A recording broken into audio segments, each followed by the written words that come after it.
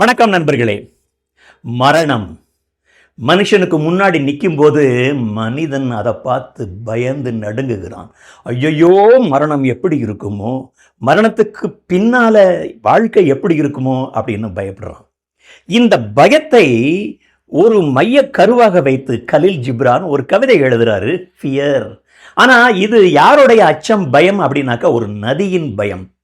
நதி கடலுக்கு முன்னாடி நிற்குதுங்க. கடைசியில் மனிதன் மரணத்துக்கு முன்னாடி நிற்கும் பொழுது என்ன உணர்வு ஏற்படுகிறதோ அதே உணர்வு இந்த நதிக்கும் ஏற்படுகிறது. நான் மலை உச்சியிலிருந்து எனது பயணத்தை ஆரம்பித்தேன். சின்னாறு, பெரியாறு எல்லாமே சேர்ந்து, மழை நீர் எல்லாமே சேர்ந்து பிரம்மாண்டமான நான் ஒரு ஆறாக, கங்கையாக, காவிரியாக, பல ஊரு, பல கிராமங்கள், காடுகள், வயல்வெளிகள், அது வழியெல்லாம் கடந்து வந்திருக்கிறேன். நிறையா பேர் என்னுடைய நீரை தொட்டு இருக்கிறார்கள், விளையாண்டு இருக்கிறாங்க. நல்லவங்க, கெட்டவங்க, ஞானிகள், பணக்காரர்கள், ஏழைகள், நடிகர்கள், அரசியல்வாதிகள், அவ்வளவு பேருடைய அனுபவம், உணர்வு எல்லாத்தையும் சமந்துக்கிட்டு இப்போ நான் கடலுக்கு முன்னாடி நிற்கிறேன். கடலுக்குள்ளே போகிறதுக்கு எனக்கு பயமாக இருக்கிறது. திரும்பவும் நான் மலைமுகடுக்கு போக முடியாது. என் பயம் போகணும்னா நான் என்ன செய்யணும்? கடலுக்குள்ளார குதிச்சிட வேண்டியதான், கடலை அணைத்து விட வேண்டியது தான். Let me embrace C, let me jump in to the C அப்படின்னு நதி நினைக்குது.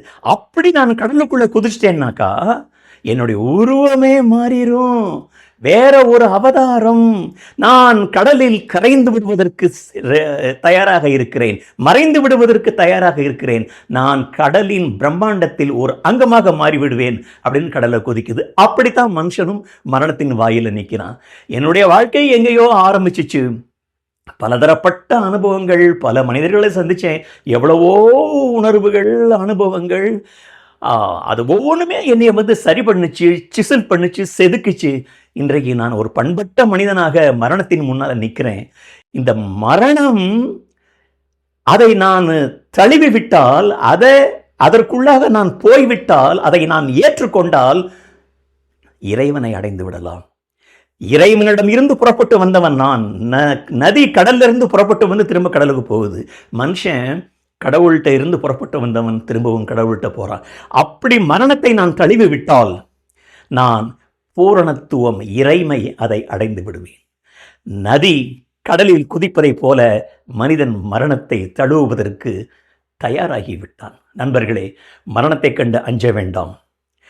மரணத்தை தழுவுவோம், இறைவனை அடைவோம்.